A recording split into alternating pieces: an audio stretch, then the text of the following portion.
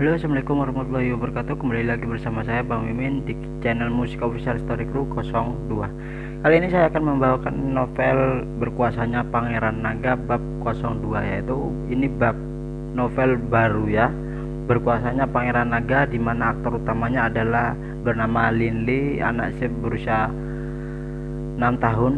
Ini babnya, novelnya atau babnya ya, panjang, ada mungkin 8.000. Ini belum tamat ya. Ini mungkin diceritakan dari kecil sampai besarnya gimana nanti lininya ya. Oke, langsung saja ya. Dimana Linli itu bab kemarin itu Linli berkeinginan untuk Hilman melatihnya dari tahap pertama langsung meloncat ke tahap kedua, yaitu dimana anak berusia 10 sampai 16 pokoknya 10 tahun lah ya. Langsung saja bab 02. Dalam sekejap mata setengah tahun lagi telah berlalu. Berlatih keras dan memperkuat tubuhnya, Lin Li melewati musim semi yang lembut dan hangat, musim panas yang terik, dan musim gugur yang dingin. Pohon poplar putih di sebelah lapangan latihan kosong. Wusan akan selalu menyebarkan beberapa daun kering ke tanah setiap kali ada angin bertiup. Daun perlahan-lahan berputar ke bawah menutupi seluruh tempat latihan. Langit perlahan menjadi gelap. Hari ini ada sejumlah besar orang di tempat pelatihan. Hampir 300 sesi latihan malam hari ini berakhir sekarang. Hilman tersenyum, namun sebelum dia pergi, semua orang harus terlebih dahulu memberi selamat kepada anak-anak yang berikutnya yang akan meninggalkan Wusan, yang bergabung dengan tentara.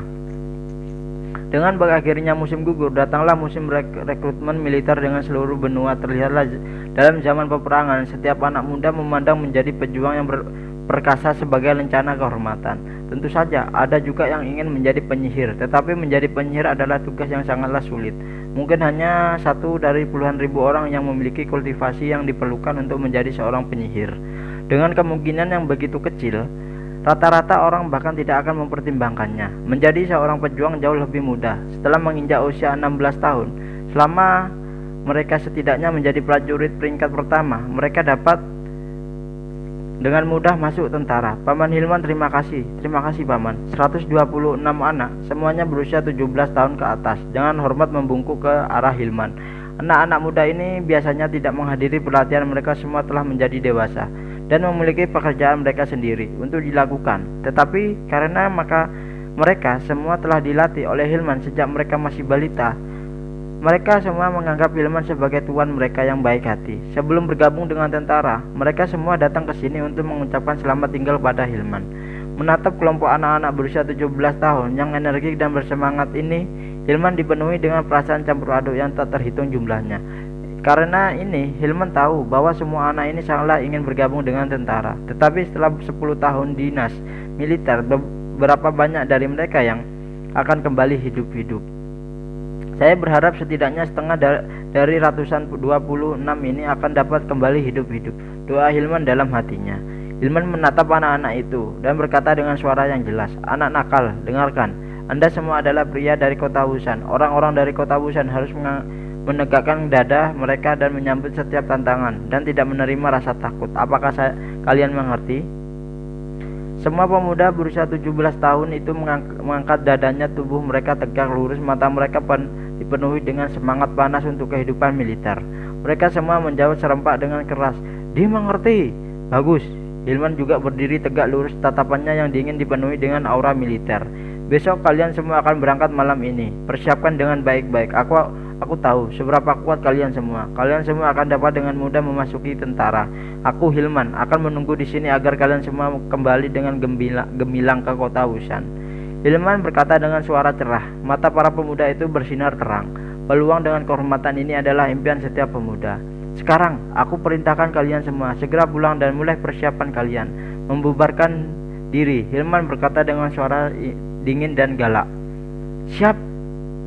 Ya, 126 pemuda dengan hormat memberi hormat dan kemudian pergi. Mereka mengikuti oleh tatapan memuja dari hampir 200 pemuda yang tersisa besok. Mereka akan memulai perjalanan baru. Saya punya 2 tahun lagi. Ketika saya menjadi dewasa, saya juga ingin bergabung dengan tentara. Saya benar-benar ingin menjalani kehidupan seorang prajurit yang mendebarkan dan menebarkan jika saya harus tinggal di sini sepanjang hidup saya di kota Busan, bahkan jika saya hidup selamanya itu akan sia-sia. Sekelompok anak berusia 13 tahun mengobrol satu sama lain. Mereka semua mendambakan kehidupan yang menggairahkan itu.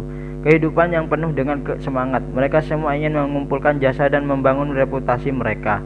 Mereka juga ingin dipuji oleh gadis-gadis dan harga diri kerabat mereka.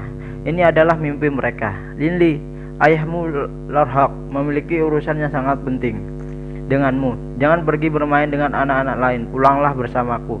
Hilman berjalan ke sisi Linli menatapnya. Hilman merasa sangatlah bangga. Linli sangatlah cerdas di bawah asuhan ayahnya. Sejak usia muda, dia telah belajar banyak kata yang bisa membaca sebagian besar buku. Membaca adalah hal yang sangat mewah. Biasanya hanya keluarga bangsawan yang bisa membaca. Klan Barus adalah klan yang sangat tua dan memiliki banyak buku. Paman Hilman, saya sudah tahu ayah tuanku sudah mengingatkanku 3 kali. Ayahku tidak pernah begitu ngotot tentang apapun. Saya tidak akan pergi dan bermain. Linli menyeringai memperlihatkan giginya yang putih seperti mutiara sempurna. Tapi karena ada yang satu yang hilang. Linli sudah mulai tumbuh gigi permanen. Cukup, Anda kehilangan satu gigi depan Anda. Ketika Anda tersenyum, Anda membiarkan angin masuk. Hilman tertawa pergi dan pulang. Di halaman depan Kuno Manor Bas, setelah keluarga selesai makan malam, Linli sedang bermain-main dengan adiknya. Kakak, peluk.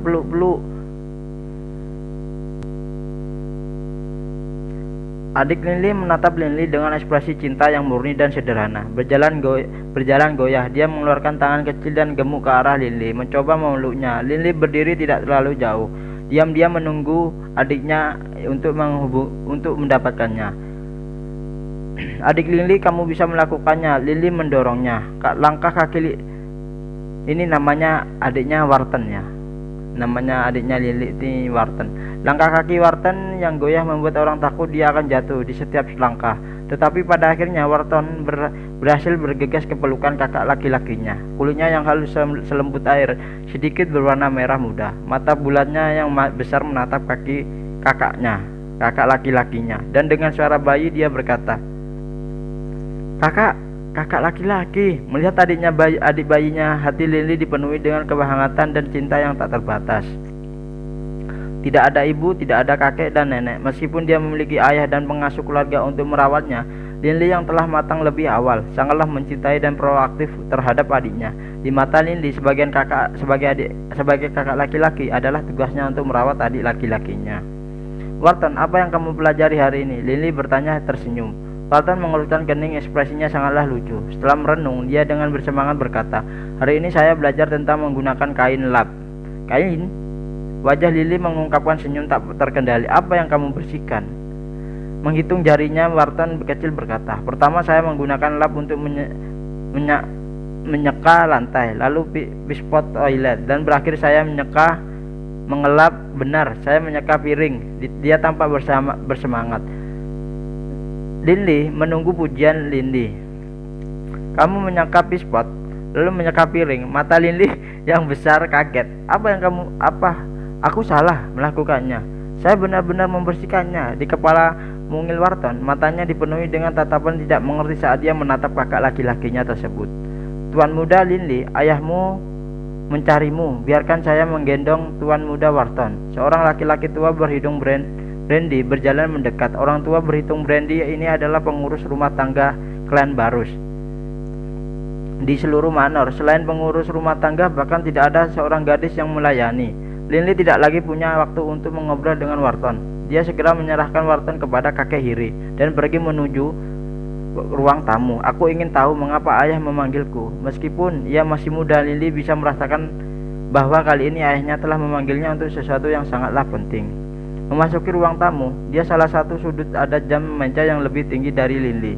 Jam meja ini dapat dianggap sebagai objek berkualitas tinggi. Umumnya hanya keluarga kaya atau bangsawan yang memiliki jam seperti itu. Pada saat ini ayah Linli sedang duduk di samping perapian. Api di perapian menyala terus-menerus, berderak dan meletus. Mengapa ayah mengganti pakaian? Melihat ayahnya, Linli dipenuhi dengan keheranan. Selama di rumah ayahnya biasanya hanya mengenakan pakaian yang sangatlah sederhana. Saat makan malam, makan pagi, sarapan pagi ayahnya mengenakan pakaian biasa. Tapi sekarang dia telah beralih ke satu set pakaian yang sangatlah mulia dan indah. Seluruh tubuh Hong memancarkan aura kuno yang mulia. Aura itu bukanlah jenis yang bisa dibeli dengan uang. Itu adalah sesuatu yang dibudidayakan oleh klan bangsawan kuno pada ahli warisnya. Sebuah klan yang telah bertahan selama 5.000 tahun, bagaimana klan bangsawan bisa dibandingkan dengan klan Barus? Hong berdiri, berbalik ketika ia melihat Lin Li, matanya menyala. Lin Li, ikut aku nak, ayo pergi ke aula leluhur. Paman Hiri, Anda tahu tentang masalah klan saya, jadi Anda bisa datang juga. Hong tersenyum. Aula leluhur, Lin Li tercengang. Anggota klan Barus hanya tinggal di sisi depan manor. Daerah di paling belakang hampir tidak ada yang pergi ke sana untuk membersihkan. Hanya aula leluhur di belakang yang pernah mereka kunjungi sebulan sekali untuk dibersihkan. Tapi ini bukan waktunya untuk berkorban kepada leluhur kita. Mengapa kita akan pergi ke aula leluhur? Lin Li memiliki perut yang penuh dengan pertanyaan.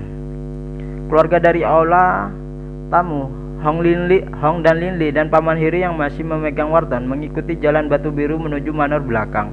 Musim gugur yang dalam malam itu sedingin air. Angin dingin tertiup. Lin Li tidak bisa membantu tetapi menggigil. Tapi Lin Li tidak mengeluarkan suara karena dia bisa merasakan ada sesuatu yang berbeda hari ini mengikuti ayahnya. Lin Li memasuki aula leluhur juga. Ketak, ketak. Pintu aula leluhur ditutup. Dengan lilin di aula menjadi menyala. Seluruh aula segera menjadi sangatlah terang. Lin Li bisa langsung melihat banyak tablet roh ditempatkan di bagian paling depan aula. Gugusan tablet roh yang tebal dan padat itu berbicara banyak tentang usia klan Barus. Hong diam-diam berdiri di depan tablet roh, tidak mengucapkan sepatah kata pun. Lin Li merasa sangatlah gugup.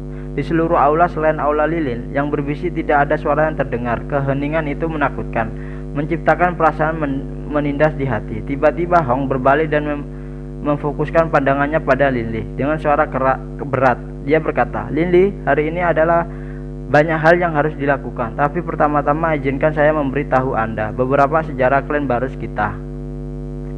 Lin Li bisa merasakan jantungnya berdebar panik. Sejarah klan? Apakah itu bisa? Dalam hatinya Lin Li sangatlah ingin tahu, tapi dia tidak berani bersuara. Ekspresi kebanggaan muncul di wajahnya. Hong berkata dengan suara yang jelas, Lin Li, klan Barus kita telah ada selama 5.000 tahun, bahkan memindai seluruh kerajaan Venlai. Saya tidak percaya kita dapat menemukan klan kedua, yang setua milik kita. Suara Hong mengandung kebanggaan mutlak dan kuno. Ini adalah kata yang dipandang oleh beberapa klan bangsawan dengan sangatlah penting.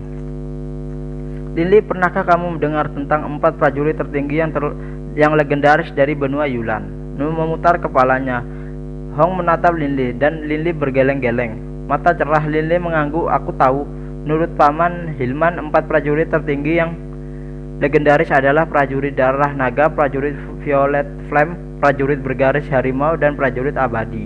Puas. Hong mengangguk. Bagus. Bagus. Sambil tersenyum dia berkata, benar, itu jawaban kamu benar. Sekarang saya akan memberitahu kamu sesuatu. 4 prajurit tertinggi sebenarnya mewakili 4 klan kuno, dan klan Barus kita adalah klan kuno yang memiliki garis keturunan agung dari prajurit naga ya. Prajurit darah naga ya. Jadi klan Barus itu dari prajuritnya adalah darah naga. Kan ada 4 tentara atau 4 prajurit ya kan, ada 4 prajurit legendaris. Nah, salah satunya adalah dari klan Barus, yaitu yang mewakili klan Barus itu adalah prajurit darah naga.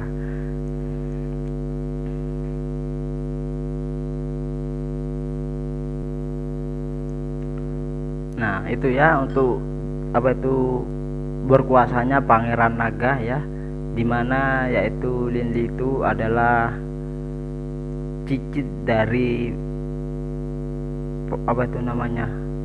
prajurit legendaris, yaitu Pangeran Darah Naga ya. Nah, jadi Lin Li itu akan ada titisannya atau ada garis keturunan dari clan tersebut akan menjadi penerus lah ya. Nah itu dari saya, sekian dari saya, semoga kalian menyukainya. Komen dong gimana respon kalian terhadap cerita ini. Jika respon kalian bagus atau suka, saya akan lanjutkan. Jika tidak bagus, dilihat nanti pertengahannya di sampai bab 50 itu nanti puncak-puncaknya ya. Oke, terima kasih dari saya, wabillahi taufiq wal hidayah. Wassalamualaikum warahmatullahi wabarakatuh. Jangan lupa subscribe channel baru saya, Bang Mimin Channel, dan jangan lupa subscribe channel saya ini juga, Musik Official Story Crew 02, tembusin 1000 ya, biar saya tambah semangat. Oke.